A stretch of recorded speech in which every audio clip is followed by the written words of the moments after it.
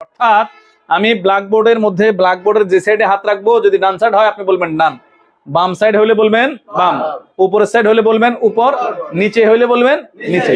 আমি হাত রাখবো অর্থাৎ আমি হাতে প্রশ্ন করবো, এটা কি বলে? হাতে প্রশ্ন করা। আমি হাতে প্রশ্ন করব, আপনি মুখে উত্তর দিবেন।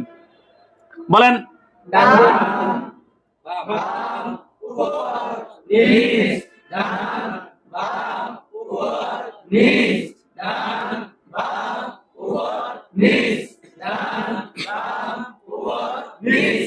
এভাবে 5 মিনিট। কয় মিনিট? পরীক্ষার জন্য আপনি এরকমও ধরতে পারেন। বলেন।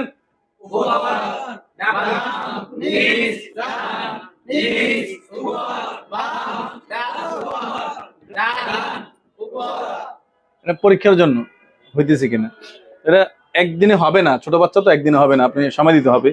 এবার আমি মুখে প্রশ্ন করবো, আপনি স্লেটে উত্তর দিবেন, অর্থাৎ হাতে উত্তর দিবেন। আমি যেটা করছি ঠিক এটা করবেন। আমি এখানে হাত রাখছি, আপনি বলছেন না, ধরেন সবাই স্লেট ধরেন। যাদের এই যে জানালা খোলা বন্ধ করে দিয়েন। বাম, উপর, নিচ, ডান, বাম, উপর, নিচ, ডান, বাম, উপর, নিচ।